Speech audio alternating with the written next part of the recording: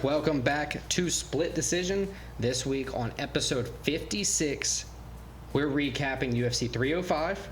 Dricus defended his middleweight title. Against all odds.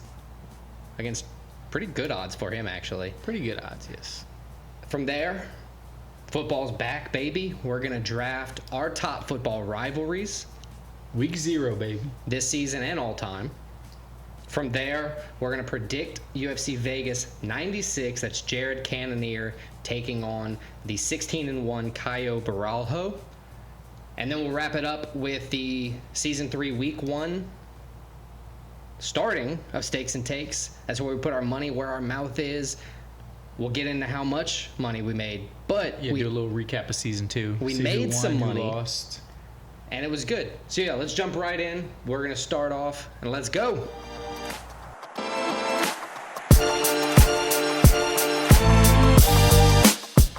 Perth, Western Australia, delivered for UFC 305. An exciting card. A lot of storylines to talk about. A little bit of drama. A little bit of drama. Whether you're talking about brothers carrying brothers out of the octagon, whether you're talking about bad judging and them getting immediately fired, whether you're talking about a first title defense and the end of a bitter rivalry that ended up being, seems like they're cool with each other now. Thinking about it, there's a bunch of brothers in the UFC on this card. The Tafa, Burns, there's a few. There's Reyes, Alex Reyes fought Jack Jenkins. No, not Jack Jenkins. Who did he fight? I'll tell you in a second, actually. Anywho, let's before we jump to the exciting Tom Nolan main card with huge implications, Alex, let's recap the prelims. Let's go. So we had 7 prelim fights.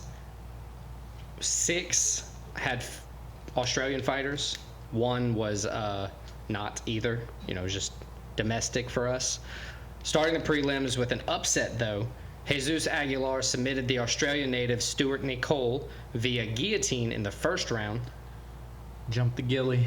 There you go. Don't be silly. Nicole went to sleep in his UFC debut and didn't even get to experience his first UFC fight. The dominant submission from Aguilar notches his 3rd straight win in the UFC, so props to him. From there, Song Kanan faced UFC vet Ricky Glenn as 3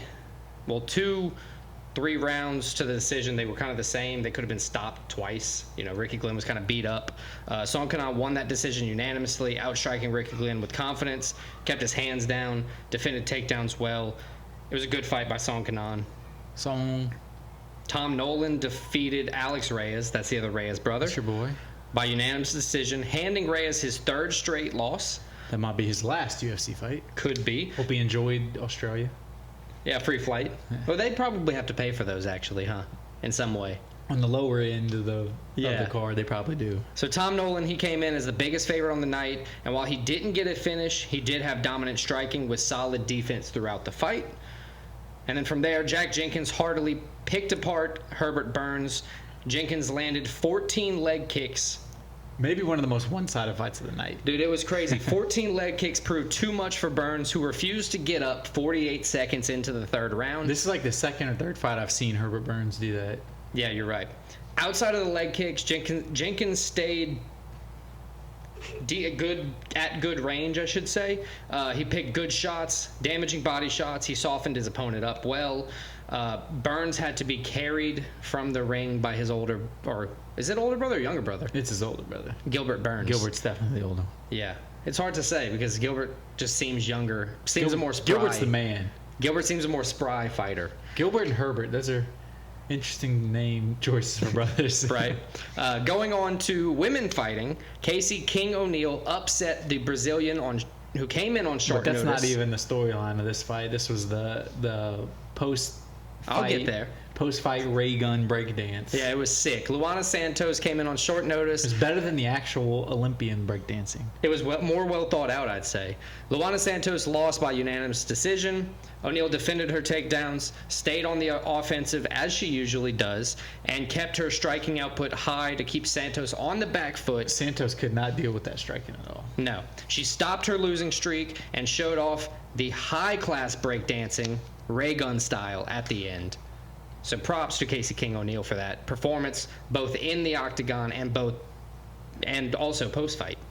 And then Walter Walker defeated Junior Tafa by heel hook in the first round. Another fight that was overshadowed by what happened after. Right. An audible scream was heard very late in round 1, and the ref called a stop to the contest. On a leg lock, so it was definitely a verbal tap. It was a verbal tap, and it was a right stoppage. Right. 4 seconds left in the first. Honestly, if Tafa would have kept his mouth shut, he wouldn't be looking like a bitch right now, I guess. No, that would be fine if that's all that happened. But then you get up after you scream and go and slap Walter Walker. Yeah, that honestly... That's another brother. They're both brothers. Right, Junior and Justin Tafa. Well, and Walter Walker and... Johnny Walker.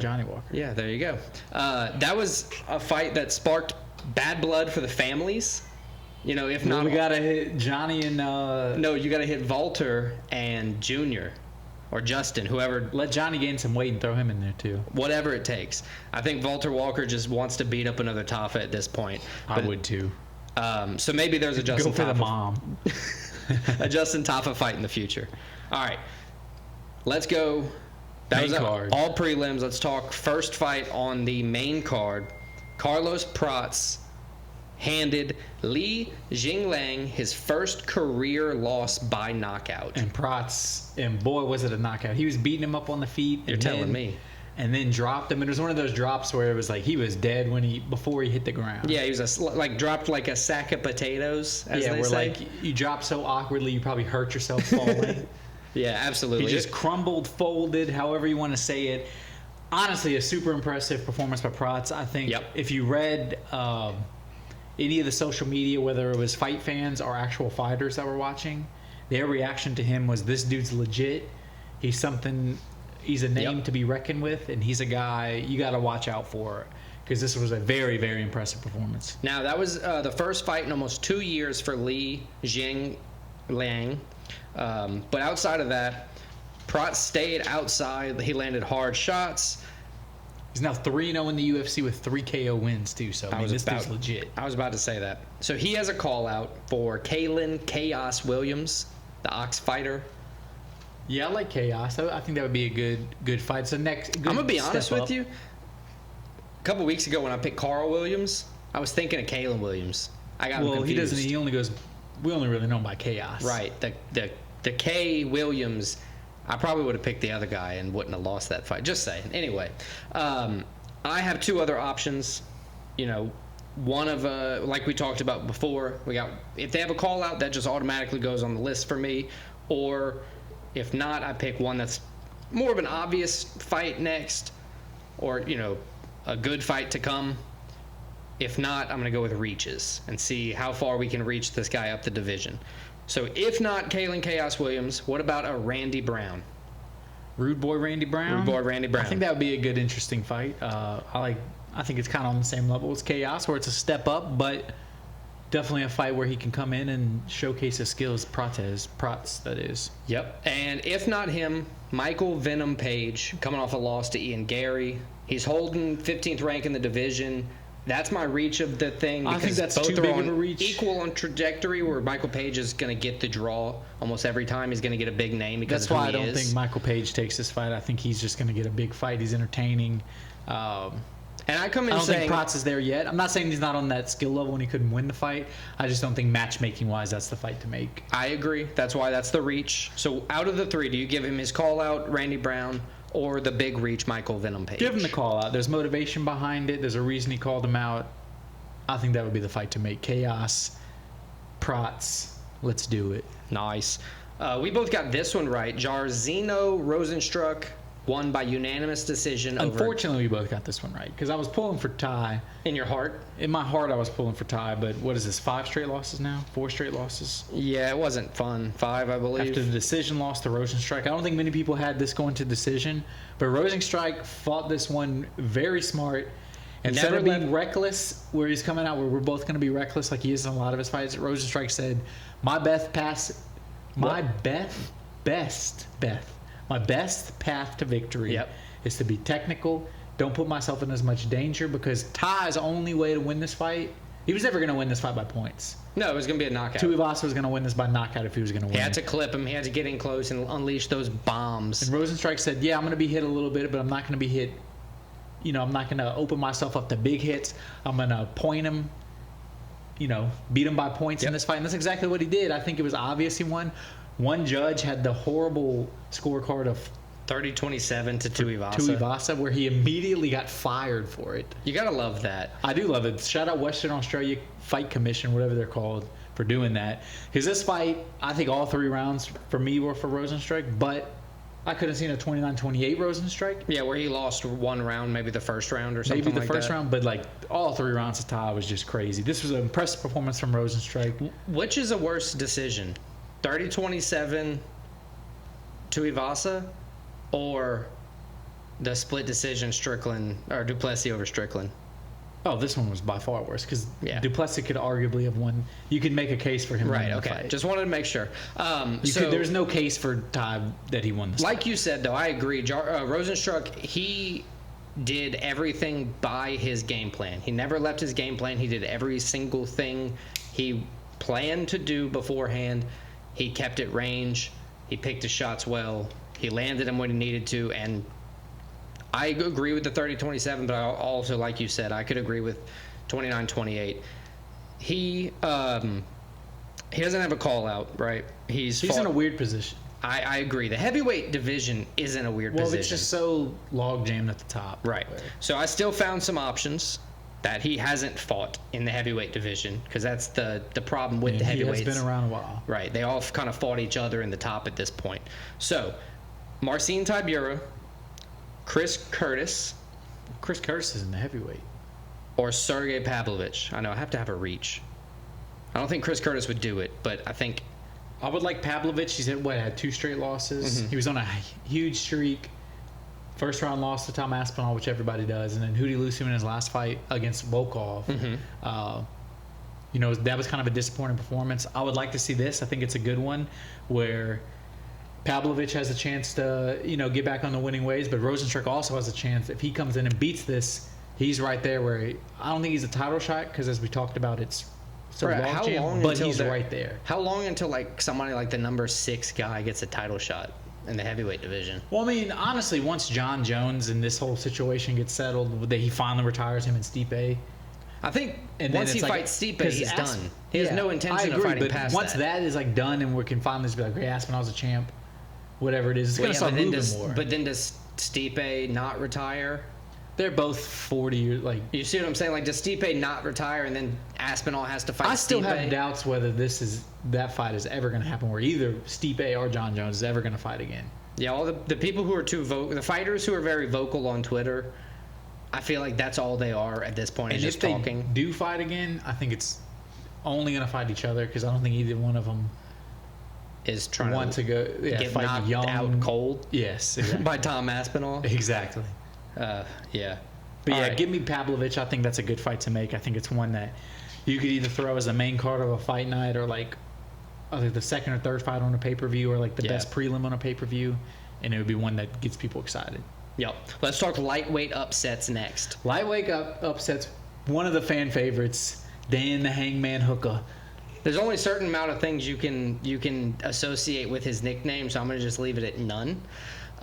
Dan Hooker came in and decidedly beat Mateusz Gamrot. And probably the biggest upset of the card, honestly. And in my opinion, where there are some people, I picked Gamrot, you picked Gamrot, we could argue, and we're not gonna because I don't think he did, we could argue that Gamrot won the fight, but I think it was close. But I think Hooker got better as the fight went on. I think the thing that made Gamrot lose points in the judges' eyes is the consistent shooting, takedowns, and missing. Right. Because that was supposed to be the 5 of 15. And most of them came early. Right. The first round, I think Gamrot won. I think so. And then after that, womp womp. And then honestly, Gamrot, he had probably one of his best striking performances he's had in his career. Because he was known as the boring. Yeah, he's going to take you down, and he was Hooker was better on the feet, but Hooker landed harder shots. He was competing. Yeah, and it wasn't like it was a Hooker way better. But yeah, I think Hooker. I would say the first round went to Gamrot. I think Hooker won the last 2. I think it's a good decision that he won. So what do you think? I'm glad that he won. And honestly, this was a guy, Hooker. I think at one point he lost 4 to 5, albeit to all killers. Yeah. But there were people like, oh, he's done. And what is this, 2 or 3 wins in a row now for Hooker? Yeah, I mean, tat your whole body up in between fights and then just come out as a changed man. Exactly. Now he's top 5 again, so he's right there. So where do you think that leaves Gamrot? I mean, he's still going to be in the top 15. That's also a division that's kind of log jammed at this point because Makhachev was, had a wrist or hand injury. It's a log jam, but it's a division that's always has big fights to make. And so I don't think it's very contested as well. Yeah. With Dan Hooker, great performance, big underdog, 300 underdog, plus 300 underdog cash, which is great. We love that. He had a call out of Conor McGregor, Max Holloway. Or he said, our title eliminator. The UFC apparently wants. He wants anything Oliveira. and everything. The UFC wants Oliveira. I would love to see Hooker Oliveira. I think that's the fight to make. Apparently, backstage, he already agreed. That's on my list as the most obvious next fight. I got to mention his call outs because it was fun how he called him out at the very least. I would like to see him versus Conor McGregor, but again, it's one of those guys who's Conor never McGregor's on the same boat to me as John Jones and Right. Stipe, where it's like when they fight, I'll believe it. All right, so if not Charles Oliveira, what about Arman Tsarukyan or Justin Gaethje? I think Gaethje would be the one. Both resumes speak for themselves. Tsarukyan's young, up and coming in the division. He wants a title shot, but if he has to go through pecking order to get there, I think he still understands. Well, I think as far as Gaethje knows his title run's over. I wouldn't say that at all. I think he's not going after another title run If with Makhachev as the lightweight title. I don't think he is. Gaethje's a win away from getting a title shot, just like Poirier was. We'll see. We'll see. I think Gaethje's the fight to make, but I would not go as far as say Gaethje's not in the title picture. I don't think he is because everybody. He beat everybody until the. If I'll say if the title changes hands and it's not Makhachev, I think he is in the title picture. But he hasn't fought Makhachev. Right, but I don't think he will. I think if they offered him that fight, he would 100% take it. I agree with that, but I don't think that he would be offered that fight. I think if he came out and has a crazy highlight knockout win, Gaethje is right there in a title shot. So would you prefer Hooker Gaethje, Hooker Oliveira? Hooker Oliveira is my pick. Yeah, I think that's the most likely fight. I think that would be the one to get the fans most excited. Right. I think it would be a contest. I think it would be a good fight for Oliveira, considering he's off 2 straight losses now. Mm-hmm. That's the fight I would love to see. So that fight started the bad portion of my evening, and then from there it just got even worse. Move on to the co-main event, Kai Kara France. This was the only one we had different out of the main event, and I actually got it right. And I was going to say, normally when we differ, except for the past 2 or 3 times now, I got them right. Lately, you've been getting them right. Yeah, except for when you pointed it out, then you started losing. Yeah. Cockiness is a bitch, I got to say. Anyway, Kai Kara France knocked Steve Erceg, Astro Boy, into orbit in the first round. Hometown guy. 4 minutes, 4 seconds in, they stopped the fight. 2 knockdowns pretty quickly. I think people forgot who Kai Kara France was. Dude, honestly, the reason I counted him out was because of his last. Not even while. But his last fight, most people thought he won. He lost by split decision. I wasn't saying the performance, but the fact that he kept going to decision. I know he had a knockout a couple wins prior to that, but he seemed like he was going the route of a lot of light flyweight fighters. But that's his 13th first round finish of his career. I know, and I didn't realize that. He just needed a little after. time off. He came back, he's re-energized, and now... The other thing for me is he took like a year off with a concussion. I know the fight was canceled, and I understand now. I'm eating my words in front of everybody here. I get it. I picked Steve Erceg. He was on that title fight. He performed so well against Pantoja. But I also think that was a little... I said it last time. That was a little bit of a hype jump. Pantoja's great. But Pantoja fights to the level of his opponents. Yeah, I believe you said that the week we talked about. Where the if he's Pantoja facing fight. the best guy in the world, he's going to come out and perform, and if not, he's going to do what he has to do close. to win. Yeah, I agree.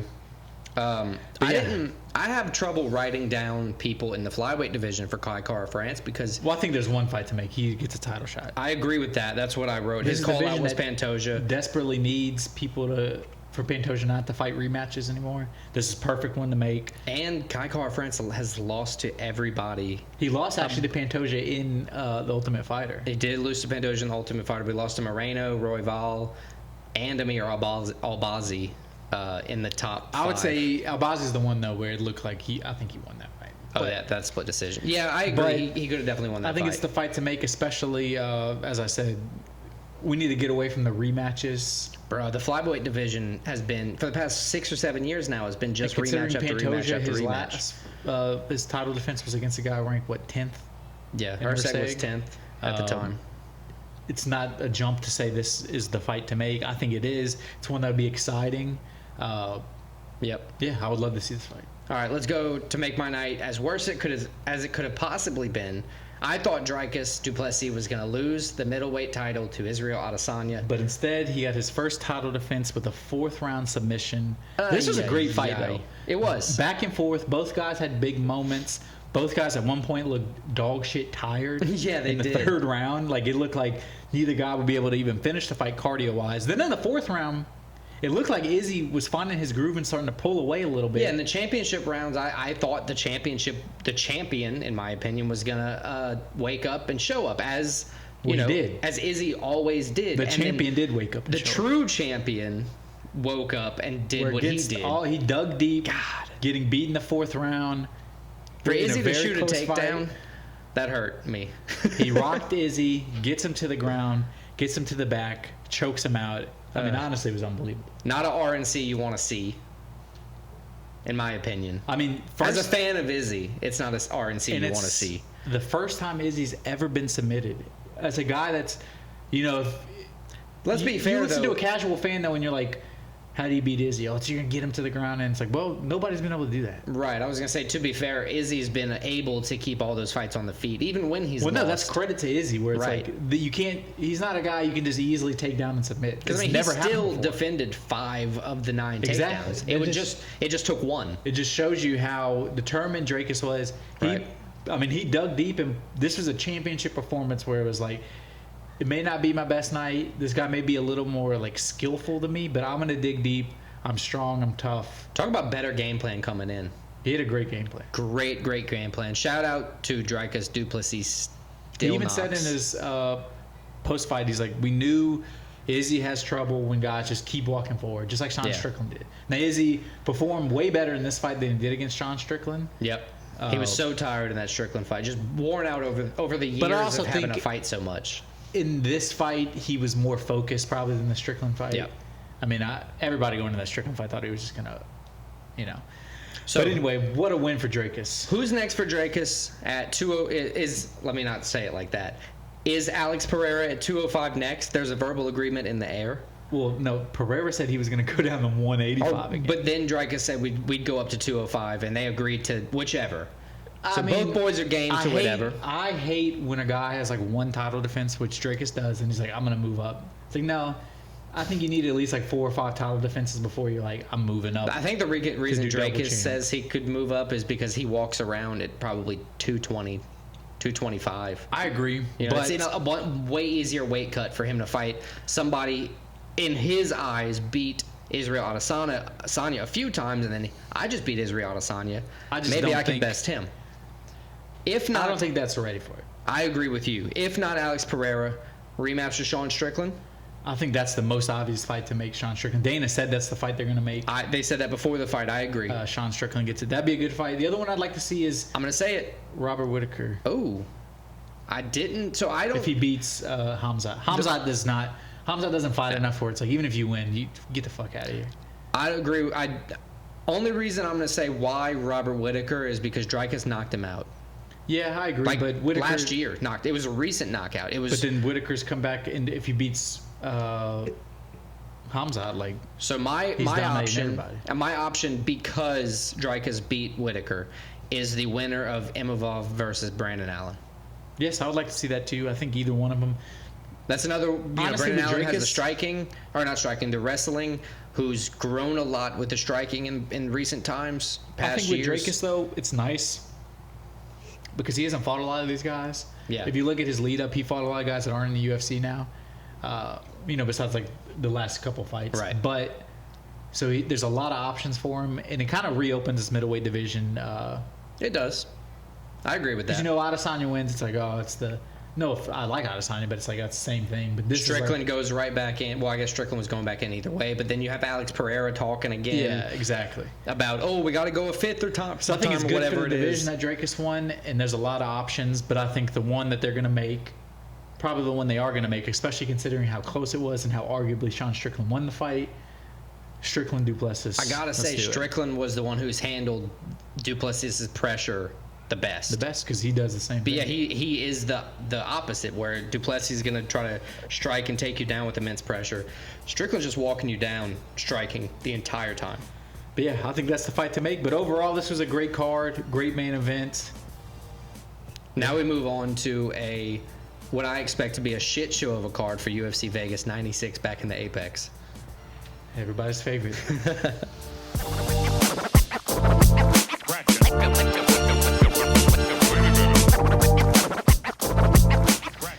Okay, top 5 this week in honor of week 0 of college football. So I'm so hungry for college football and football in general that we are officially naming this the start of the football season. I'm so hungry I could eat a horse. I could eat a horse. I would also eat a horse too. I'd be open to it. They did in the war times. They do it overseas still. They did it here in the war times. There you go. Anyway, the top 5 this week is going to be top 5 football rivalries. So this, you could go either teams, you could go college, you could go NFL, you could go personal rivalries. I forgot about the NFL. Oh, you forgot about the NFL. Damn it. It's okay. College football has better rivalries anyway. I think so. But there's a lot to choose from. There's a lot of big rivalries in football. Football is a very, rival sport, I feel like, just because it's so... you're hitting each other a lot. Right. And it's such giant teams, it's like going to war. There's a bunch of beef to be had. It's like simulated war. Right. But anyway, I think I have the first pick this week, Alex. Live human chess. Live human chess. My first pick is going to be probably the most historic college football rivalry in sports. Two teams that are some of the two winningest teams of all time in college football. My number 1 pick is going to be Michigan, Ohio State. That is a good Michigan pick. recently won a national title. Before that, Ohio State has been dominating the series. But over the years, for the past 100-plus years, it's been back and forth.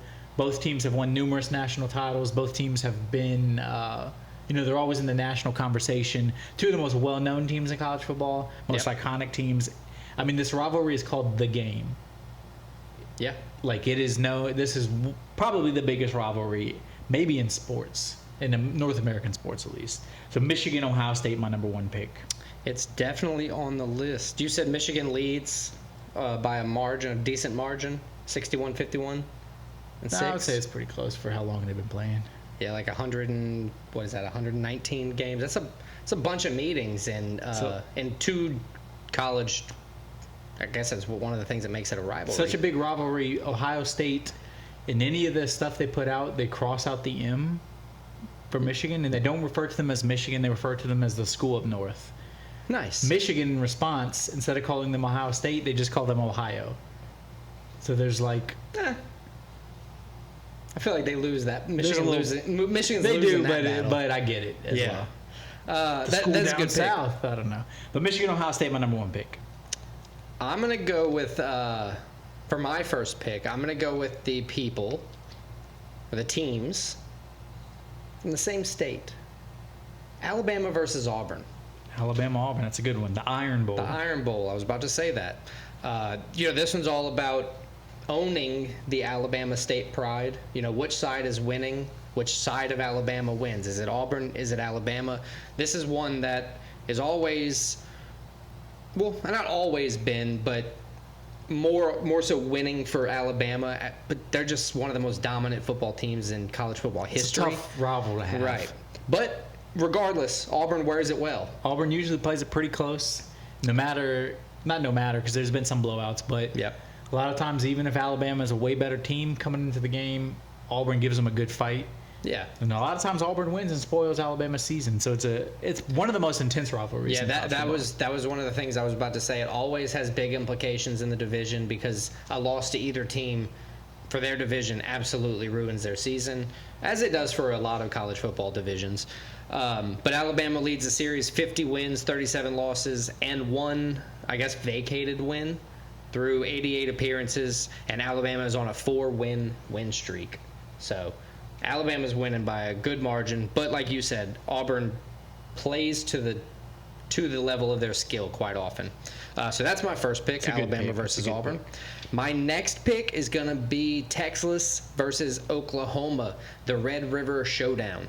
Red River Rivalry. Well, whatever you want to call it. The Red River forms the border between Texas and Oklahoma, and it's a good pick. Texas leads this rivalry, 63 wins, 51 losses. Again, there's 5 in the stat column. There's 5 on the draw column or ties. Yeah, they used to not have overtime in college football. Oh, okay. So I figured they were vacated wins or something like that. No, it used to just be ties. Okay. In another matchup where there's 119 meetings, so this is another old rivalry. Like Texas leads the overall series, but if you look in the past 30 years, Oklahoma's been the better team. Right. But Texas is coming back now. They always play in Dallas too, so they always play at a neutral site, which is interesting. I think at the Texas State Fair they always play. I have to imagine that's because in Oklahoma the most scenic thing to do is that big casino right inside of it. I don't know. They have a pretty nice football stadium in Oklahoma. Whatever. Texas is clearly the better place to play the game. So Texas leading the series, Texas versus Oklahoma for the rivalry. What you got as your second pick, sir? That's a good pick. I like that pick. Had it on my list, definitely. My second pick is going to be, I think this is America's rivalry. This is the game America likes the most. America's rivalry. This has been one of the most played games, most intense rivalries. Always played at a neutral site. 2 teams that it's just a natural rivalry to have. Why? Not the best teams, but the rivalry is so good. I'm going to go Army-Navy as my number 2 pick. They've been playing every year for however long. They used to be 2 of the most dominant programs in college football until the past 50 years. But even without that, just the past 50 years, the rivalry is there. That's like all the people who are donating are 50 years old. So just turn the tide for them. The pageantry is still there. These are guys that are going after they play. After they're done playing, they literally go and fight in wars. True that. There's a lot of respect in the rivalry, but these 2 teams absolutely hate each other. One of the best spectacles in the sport where the president always goes to the game. They have the cadets both sides of the field. They split the stadium. It's just one of the best rivalries in college football. So Army-Navy, my number 2 pick. I do like that pick. For every reason you said. My number 3 pick. This is going to be my favorite team in a rivalry, but is also my guest pick from my beautiful girlfriend Clara. She came back. She did a little research. My beautiful girlfriend gave me a great pick. I had to put it in. As I said, my favorite team, they are on the losing side most times in this rivalry, but it's a big win, always a big game, some of the biggest games ever. LSU, Alabama, my number 3 pick. Yeah. I don't think either team would say it's their biggest rival, but it's the game with the most implications, and especially in the past 20, 30 years, it's become probably the most important game of the season for both teams a lot of times. It's a team that, usually determines who's playing in the SEC championship. Yep. They've both won numerous national titles between the 2 recently. They absolutely hate each other. Nick Saban wins a title at LSU, then becomes the greatest coach ever at Alabama. So that's a little extra spice added to it. Yeah, I was going to say give it a little extra seasoning. Both teams produce NFL players, so they always have talent. And a lot of them. A lot of, they're probably the 2 programs with the most NFL players, at least most seasons, between LSU, Bama, Ohio State, USC. But yeah, LSU, Bama, from my beautiful girlfriend Claire, my number 3 pick, and it was a great pick. Good pick, Claire. LSU versus Alabama is a good rivalry. Is it my turn now? It is your turn, Alex. All right, so I'm going to go with your favorite team, but against a different school, which I think is a better rivalry in terms of what the rivalry is, but also very contentious. LSU versus Florida. It's a good rivalry. LSU is losing this series. Florida has 33 wins, 31 losses, so they're losing by 2. It's very, very close in the history. They started playing, based on my lookup, they started playing consistently in 1971 and then they were separated, East and West SEC divisions, but they play cross-division as an annual thing. So then that's one of those things that... It's a nice rivalry they have between each other. It's a good rivalry, but it also and Florida's a school that produces a lot of talent, NFL talent too. It oftentimes ends LSU's season, not oftentimes, about 50% of the time it ends LSU's national championship hunt because Florida wins, and one loss, as we know, in the SEC does not even get you into the tournament in most years. 12 teams this year, though, so that's out the window. It does change a little bit. This year's uncharted territory. But yeah, it's cross-play between the different sides of the division. It's a big rivalry. It's contested. Well, there's no divisions anymore in the SEC, though. Now. But very contested. It's close. 31 wins for one, 33 wins for the other. It's a good pick, but I think LSU Bama is more the iconic. But good pick. Whatever. All right, let's move on. USC versus Notre Dame. Oh, I had that on my list. That was my next pick. USC did not, or USC wanted growth, I should say. They wanted to, be a big name in the football area, and schools like Michigan didn't want Notre Dame to succeed. So then that's where these teams started playing each other. Was the USC needed to play a good school from the East, and Notre Dame needed to be like, hey, we deserve to be here. We're going to have to win either way. I mean, two of the most storied programs in college football. Big rivalry there. Notre Dame leads this series through 94 meetings, 49 wins, 37 losses, and 5 ties or something in the middle. Ties, yes. It was canceled only twice, or 2 different occurrences it was canceled for World War II and COVID. So 2 crazy different things that you wouldn't expect football games to have been affected for, but I get it at the same time. But yeah, USC versus Notre Dame. Just a big rivalry across the country. Very far distances. It seems like it's one of the few rivalries that is not because of location. Right, exactly. This one is because of location, but not for the normal reasons. But it's 2 big, rich private schools, right, that are rivals across the country. But it's one of the most storied programs in college football. Notre Dame versus the biggest team in California, which of course they're going to be. Shout out Caleb Williams. Yeah, I'm not a fan, but shout out Caleb Williams. All right, what do you have for your 4th pick? My 4th pick, this is going to be another pick. These teams play at a neutral site. Okay. They've played since, I think, it is contested of how many times they've played. It's on my list. And when they started playing. It's only 1 game contested, but either way. My number 4 pick is going to be University of Georgia, University of Florida. Play every year in Jacksonville. Rivalry so big. They can't even agree on how many times they played and who won the first game. Like, no, that one doesn't count. It's like between 1904 and 1915 when they started. Both schools say something different. But if you look at it, it's literally just 1 game difference. 1 game difference, and both of them, Georgia won 1 game like 31-0, and the other one like 20-0. So it doesn't even matter. I don't know why Florida's putting up a fight. Yeah, but, bro, at this point, you lost anyway. It doesn't really matter. Georgia leads the all-time series, but it's a series. They've had some memorable moments.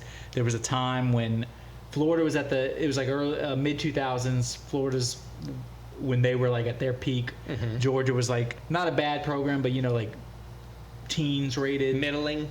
Georgia scores a touchdown, and as their celebration, they had the whole team run on the field and like dance in Florida's face. It was incredible. You gotta look it up. That's funny. They got a big penalty and they didn't even care. Yeah, at that point, if you're gonna just if it's just 15 yards, whatever. But this is a rivalry. It's cool because they split the stadium in half, Georgia, Florida. It's known as the world's largest outdoor cocktail party. Yep. That's the name of the rivalry, which you just know shit's going to happen if that's the name of your rivalry. Yeah, big tailgating, a bunch of drunk people. The schools hate each other. But yeah, Georgia, separate Florida. The parking lot, I'm sure. Georgia, Florida, and you're at the beach. Ugh, there's some wild shit going on in this, on the field and off the field. That's a good pick. Georgia, Florida, my number 4 pick. That is a good pick. I like it. So now my last pick. What's your last pick, bro? My last pick, I'm actually going to go with an NFL pick to finish it out. Good. And it's probably the most storied NFL rivalry. It's the one that's been played the most. 2 of the most storied franchises in the NFL. My number 5 pick, my last pick, is going to be the Green Bay Packers, Chicago Bears. They hate each other. Yeah. They hate each other. Yeah. That's pretty much all you got to say. Both teams have been around forever. Yeah, you said most plays. They've had 208 plays. And those teams are the only Super Bowls in the NFC North. Super Bowl wins. Right. Yes. They own the only Super Bowls in the NFC North. Detroit's never been. The Vikings 4 lost for the 4 Packers. times. 4 for the Packers, 1 for the Bears. Yeah. So that fuels a rivalry. Those two are obviously always the contention in the top, searching for the Close NFC to title. each other. They're usually battling for the division. And in Bears recent not years, lately, they've been but coming. Both teams have been, kind of walking back to being good consistently. Packers always been good. Yeah. The Bears bouncing around, having quarterback issues. They probably found somebody now. Shout out again, Caleb Williams. Wow. It's preseason. Let's relax. Shout out Caleb Williams. But yeah, Bears-Packers, I think it's the most storied rivalry in NFL history. If the Bears make the playoffs, I'm going to paint my nails this season. You do that already. What's your number 5 pick? No, I don't. My number 5 pick is going to be the Egg Bowl. I had that. Ole Miss versus Mississippi State.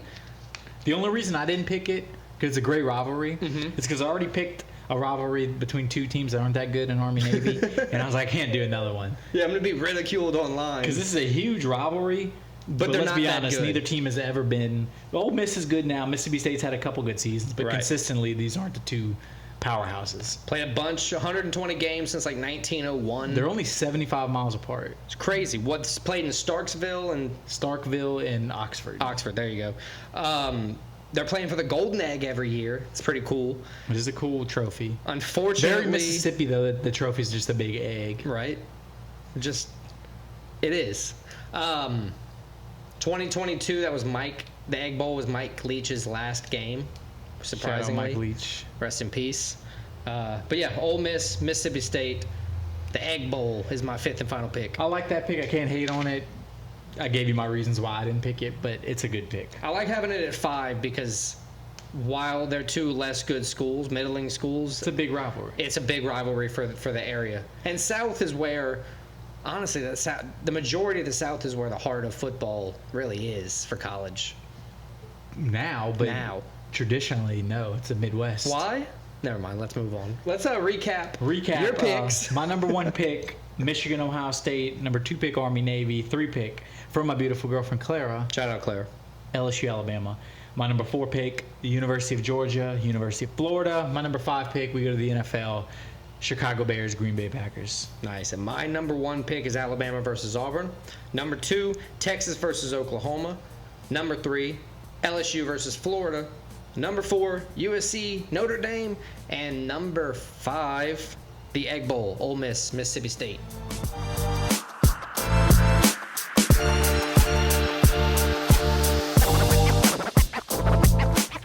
UFC Vegas 96. We return to the Apex after going halfway around the world to Perth. Back Vegas Apex. This You is went? I did it virtually. I went Nice. How was it? round trip. There back. Mook Nice. style. But yeah, this is a 6-fight main card. Okay. But for some reason, there's a TBA. Well, we know the reason. They haven't announced one of the fights yet. Yeah. I don't know what the UFC's doing in this. So we're going to just cover 5 fights right here. It's a weird way to promote a fight is by just telling us half of it, and then the internet knows the other half. But whatever. Yeah. We're gonna ixnay that one. So we're going to do 5 fights. 5-fight in the main card. We'll give you 5 picks to compensate. So 10 picks as usual. Yup. But Alex, let's jump into it. First fight, Edmund Shabazian, somehow still only 26 years old, taking on Gerald Meerschaert, the 36-year-old. Shabazian, 6-4 in the UFC, 13-4 overall. Meerschaert, 36 wins, 17 losses overall, 11-9 UFC. Yep. 28 career submission wins. So Yep. crazy from Meerschaert. You're saying a bunch of things that I agree with because they're facts. Shabazian, his last fight, got a round 1 TKO. Meerschaert, his last fight, a round 2 submission. So both guys coming off of a win. Both guys before that had 2 losses in a row, so they had a nice rebound. They're trying to build a little momentum. We have the young guy in Shabazian who had a lot of hype when he first started. Yep, he did. Had a few losses, but if you look at who he lost to some good guys. He did. He's trying to rebuild his career a little bit, but as I said, he's still only 26, so he's still like a baby in this. Yeah, he lost to Hermanson, Imavov, Derek Brunson, Hernandez. And as a dude, when he lost to him, he was like 25 and under. Yeah, he's like like 29 now, or 26 26 now. So it's like, that's not bad. And he's taking on an old guy. Meerschaert, I mean, he's not that old. He's a guy who seems older than he is, too. 36. Bunch of been in the UFC fights for a long time. So Shabazian, he's coming into his 11th UFC fight, 6-4 in that time, but he's got 2 wins in his last 5 fights. So he's had a problem in his last 5 and adverse to the first 5, right? He's in both of his career decisions in the UFC, which is common because the competition is a big step up. As Gerald Meerschaert, he's got, holes. It's obvious. He's won a lot of fights, but he's lost some fights. Lost a lot of fights. Like he's a guy that even at 36, he's fighting all the time. He is. He fights a lot. So he's one of the most active guys, honestly, in the UFC. Meerschaert is a plus 245 underdog here. Yes. And Shabazian is, at least at my time of writing or time of recording right now, minus 310 favorite. So here's my problem. The golden boy, that's Shabazian, he defends 63% of his takedowns. But it seems like if you shoot, multiple times on him and you land a couple takedowns on him, you're getting the nod. That's because while he doesn't... But you're not submitting him. You're knocking him out. See, Shabazian's been knocked out a few times. But he's taking on a guy who doesn't knock people out. Right. But Meerschaert has elite wrestling. We know that because he's elite of the 28 submissions. I wouldn't say he has elite wrestling. He's not ragdoll. All right, that's fine. He has elite submissions, 28 submission victories. But he's taking on a guy who doesn't get submitted. If you look at Shabazian's stats, 3 out of the 4 losses that he's had in his last 5 fights, in his whole career in the UFC, he's lost not due to, but having to defend multiple takedowns and then them successfully landing multiple takedowns. I think we pretty much know Meerschaert's going to have some takedown success in this fight, given how dominant with the 28 submission victories in his career. As well, Shabazian is not great fighting southpaw opponents. He's lost all of his fights. Alex, you give me all these stats, but what's the stat you always bring up in a fight like this? Age. The age difference. Right. I know. The age difference, and you're taking on a guy that doesn't get submitted. Mm-hmm. He's a guy, he's still learning and getting better, whereas Meerschaert, he's not getting worse, but he's not getting better. We know who Meerschaert is. I'm going to go with the youth. I think Shabazian's growing. I don't think he gets submitted. Okay. I think Shabazian knocks Meerschaert out because Meerschaert has been known to get knocked out. I got Shabazian in this. I got the young guy. I gotta go with Meerschaert, GM3. I think GM3 is going to have success taking Shabazian down. And then, even if he doesn't get the finish, I think he'll win by decision at the very least. So there we go. First pick of the new season we disagree with. I'm coming out swinging this season. All right, next pick. Another one just like this fight. It's a young guy taking on an old guy. We got Michael Morales, the 25-year-old Ecuadorian, 16-0, 4-0 in the UFC with 2 KOs, taking on the vet Haitian sensation Neil Magny. He's 37, 29 wins, 11 losses with get this, 22 career UFC wins. He's 22-10. Big odd difference on this one. Big odd difference, which I get Morales being a pretty sizable favorite, but I think the odds are a little ridiculous on this.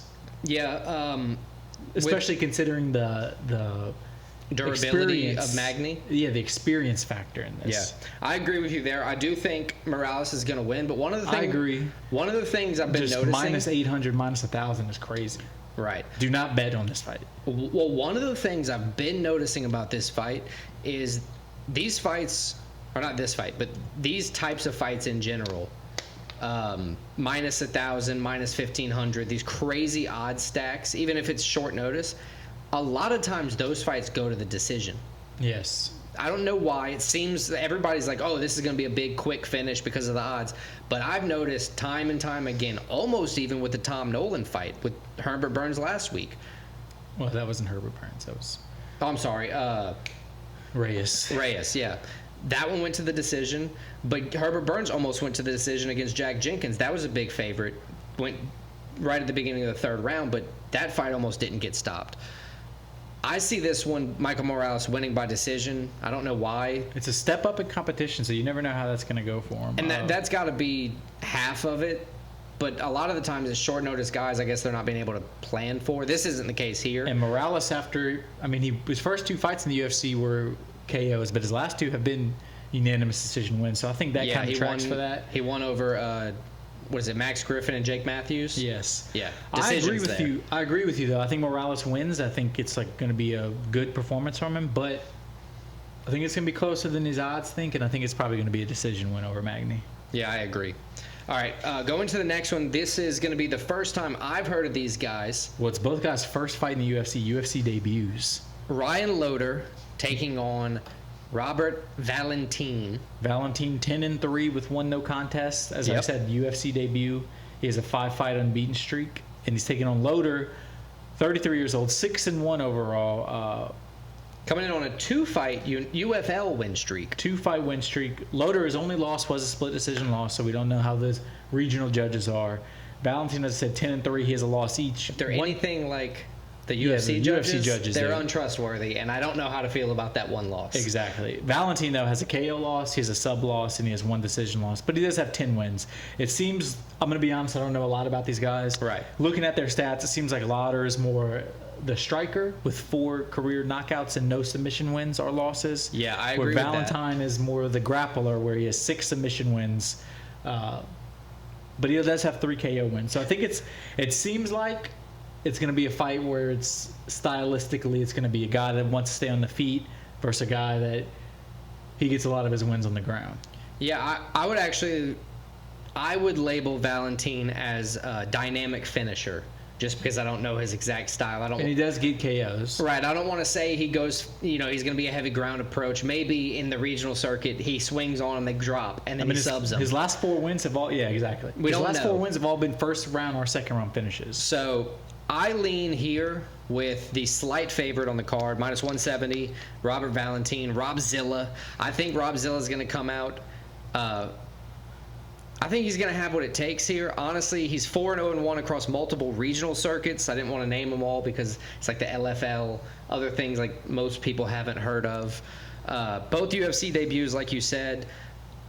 Like I said, Valentin has more diverse finishes than his opponent Loder. So it seems. And he also holds the age and slight reach advantage. So all those things, as I usually do, I'm gonna jump on the Robert Valentin bandwagon on this one. I'm going Valentin too. You tried to make it sound like you knew what you were talking about, but let's be honest, we don't know anything about this I did my fight. best with the stat sheet, brother. I'm going with the stat sheet. I'm going with the Swiss. I like the Swiss guy, Valentin. He has cool tattoos too. Yeah, he does. Let's go with the women's strawweight division next. Co-main event. Co-main, Angela Overkill Hill taking on Baby Shark Tabitha Ritchie. This is going to be a fun one. It's pretty much a toss-up on the odds, 110 on either side. You're not going to, get a plus odd. Actually, you might have gotten a plus odd. Spoiler alert. Yes. Angela Hill coming in 17-13, 5 KO wins, 1 sub win, 11 decision victories. Been subbed twice and has been beaten 11 times on the scorecards. Tabitha Ritchie winning once by KO, 3 times by submission, and 6 times by decision. Losing once by KO and once by decision. This is going to be a very close match, and I'm going to bring up things that I talked about in the GM3 fight for this one, where takedowns are a big path to victory over one of the fighters. What do you have to say first? Huge age difference, 39 for Angela Hill, 29 for Tabitha Ritchie. Angela Hill's 12-13 in the UFC, but she's won 4 out of her last 5 fights. So Isn't it so aggravating? She seems like she's figuring something out, so shout out to her, including a second-round finish in her submission in her last fight. Shout out to her and her team. Shout out to her and her team. It's a great... As much as I'm a Angie Hill hater, she has won 4 out of her last 5. That means I've lost 4 out of my last 5 picks. Tabitha Ritchie, she's coming off her last one.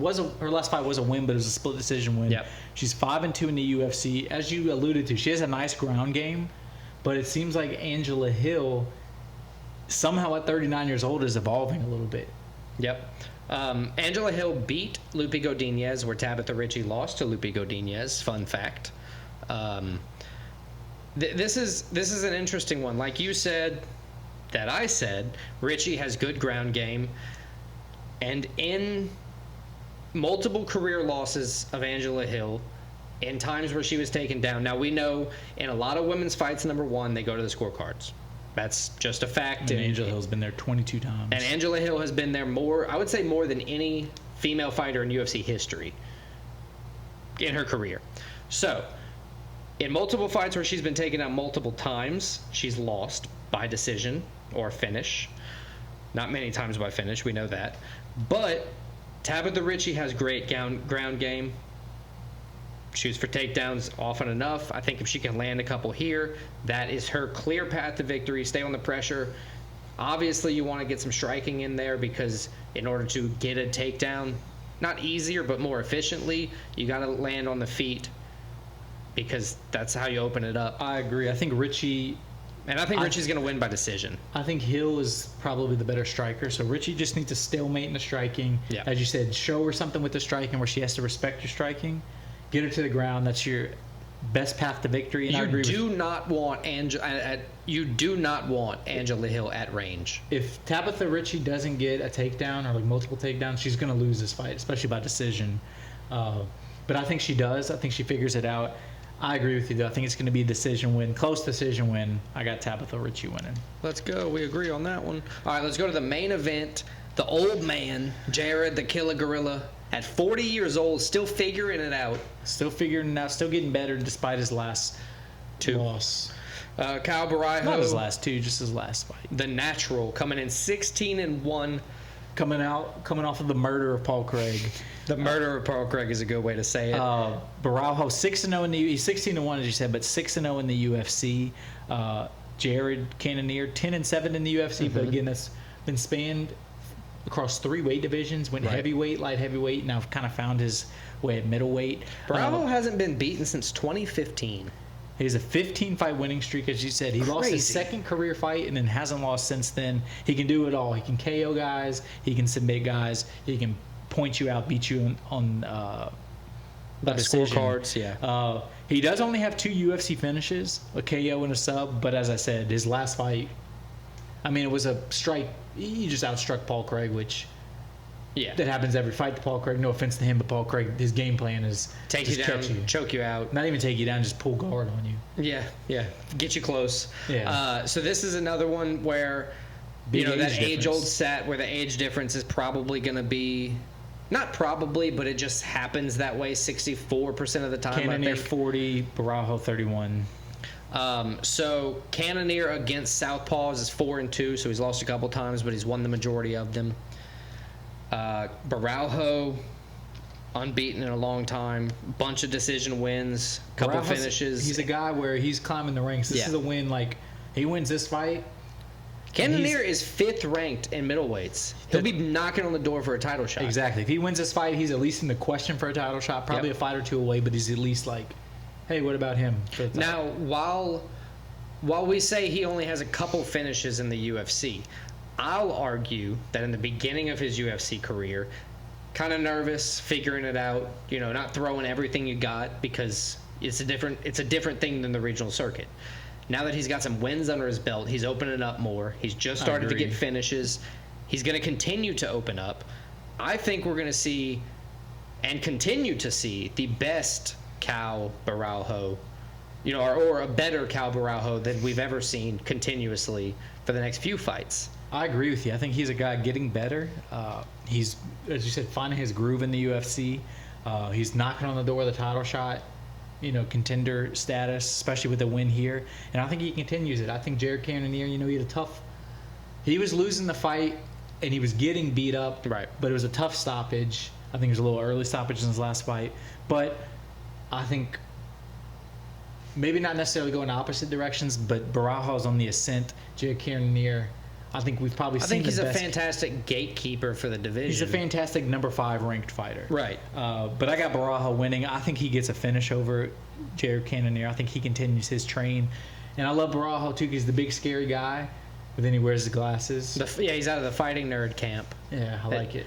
Those guys are like 15 or 16-0, the whole camp. Yeah. Those 5 fighters, Bruno Brazil, Gene Silva, Boralho, and a couple of them are like 15-0 out of that fighting camp. they're doing some impressive stuff, being the nerd fighters or whatever they are. Yeah. Shout out to nerds, them. I think. Fighter The nerds. gym name. But so I think we agree on that one. I think we both got Boralho. Yeah, Caio Borralho by finish. I'd probably say a knockout finish.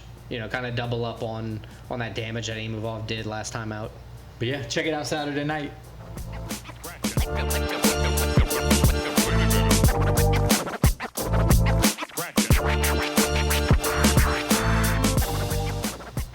All right, so welcome back. We're going to wrap up Season 2 of Steaks and Takes and then jump directly into the most profound season yet.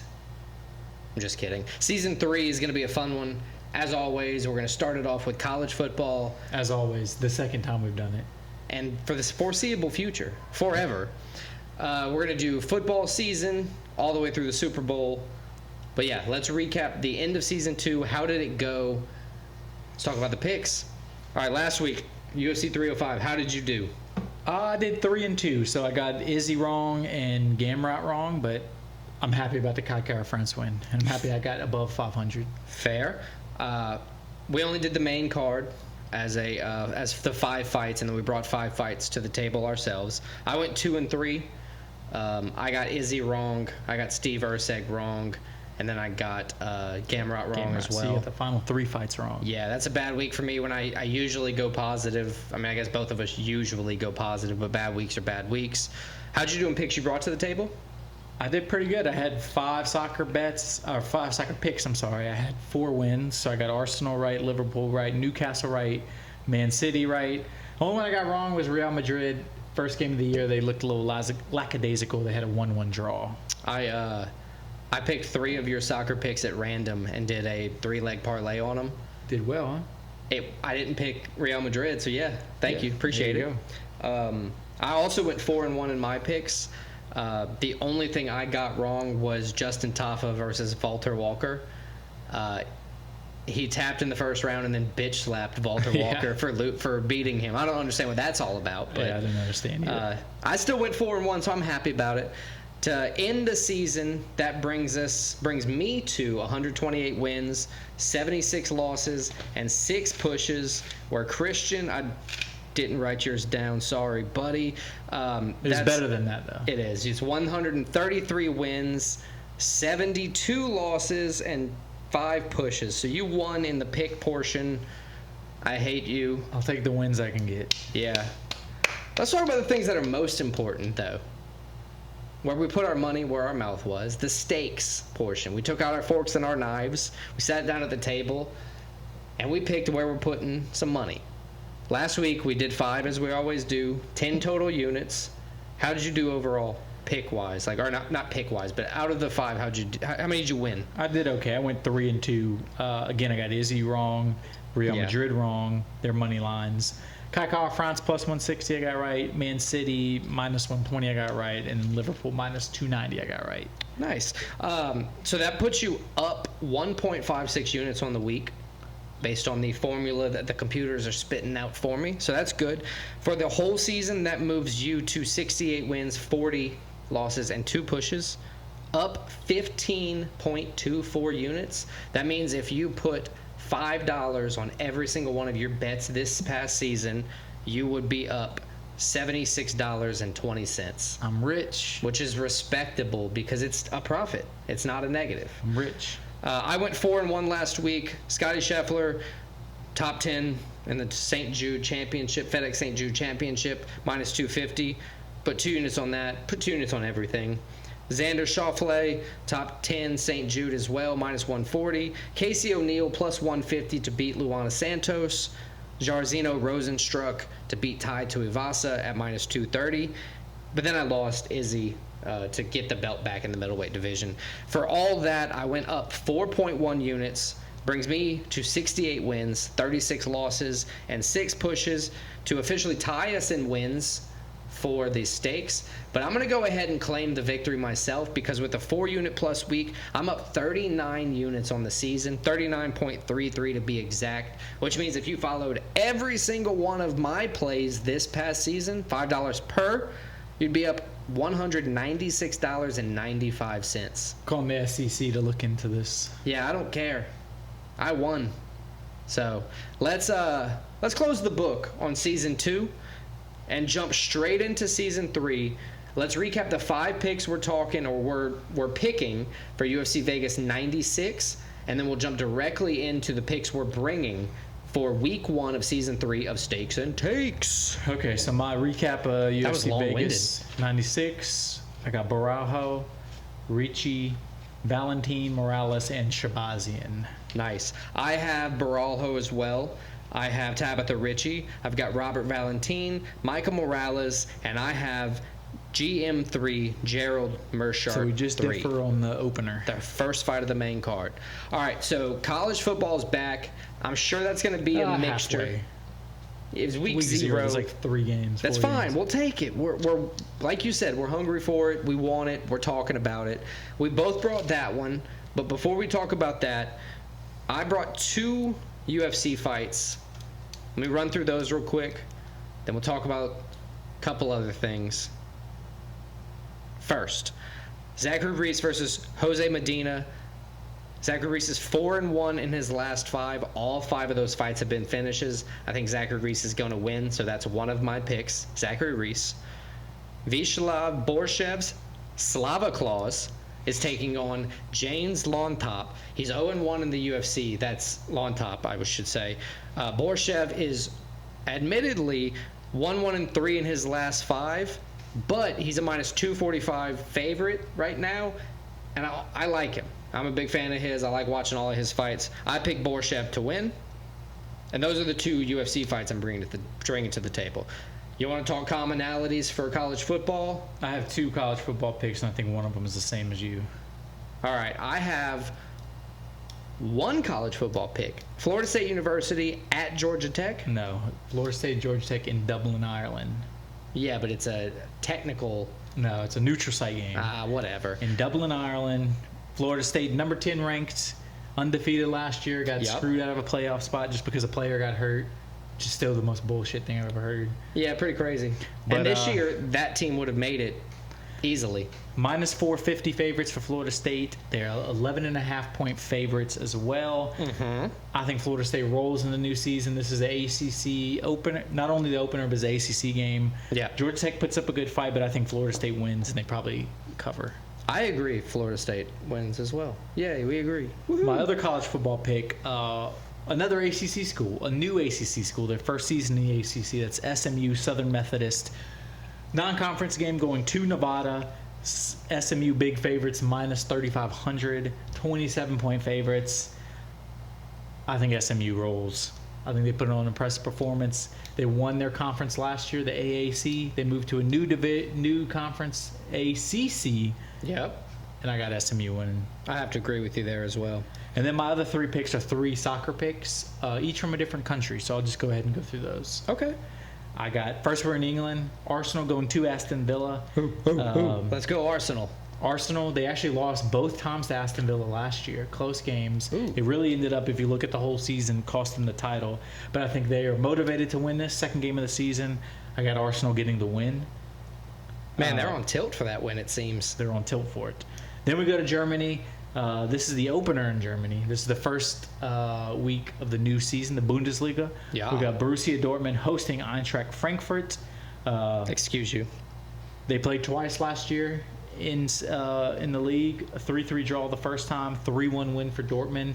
Seems like Dortmund scores 3 goals against them a lot. I got Dortmund winning this one. And then we go to Spain. I picked Real Madrid last week. They let me down. There's no way they don't win their first 2 games of the season. Real Madrid hosting newly promoted Real Valladolid, I believe is how you say it. The last 2 times they've played, this was 2 years ago, Real Madrid beat them by a total score of 8-0. So I got Madrid winning this, so Real Madrid.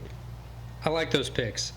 As always, Arsenal had an incredible season last season. Took not a bunch of draws, not a bunch of losses.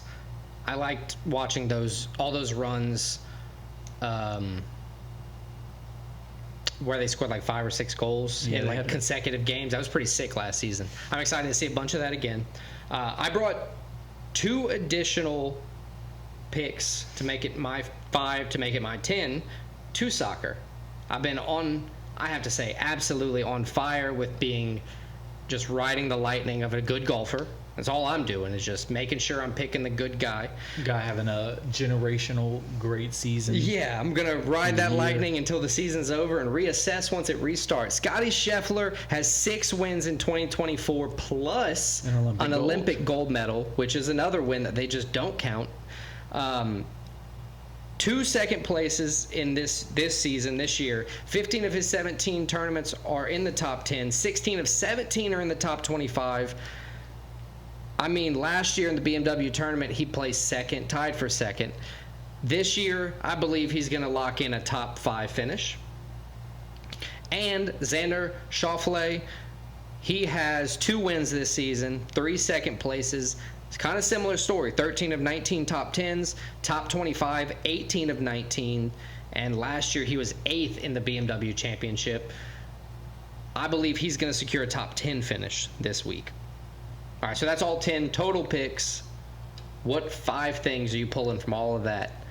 I got 2 to put some cash on. 2 UFC, 1 college football, and 2 soccer. All right, lay it on me. Just throw them all at me. So I got Valentine moneyline minus 150, Richie moneyline plus 100.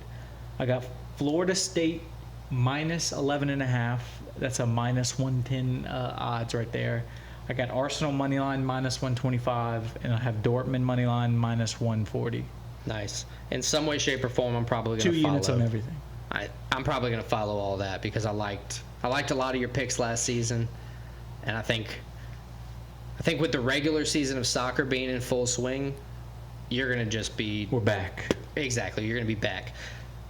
I bring in 5, 2 units, everything. As always, I think I'm in my groove right now. I don't want to risk too much on too little, especially this close to the end of any season. Vishla Borshev, money line, minus 230. Tabitha Ritchie, money line. I got this one at minus 110 because I must have placed it at the wrong time, evidently. Caio Borralho, money line, minus 230. Xander Schauffele, top 10 finish, minus 225. That will include ties. And then Scotty Scheffler, top 5 finish, minus 165, also including ties. So, yeah, those are my 5 picks for Season 3, Week 1, and your 5. Everything wrapped up together. We're going in. We got 10 total picks, 5 bets. Yeah, that'll wrap up everything. Yeah, I think that wraps up episode 56. Next week, episode 57, we're going to have UFC to go over. Yep. Recap and preview. College football. We have full slate of college football with some big games to go over. Let's lay it out. We're going to do like we did last year. We're going to do ranked matchups for as many as they offer every week. Believe so. We'll discuss. We'll get back to you. College football. We're going to have a top 5. It's going to be a fun-filled week. Nice. Let's go. Peace.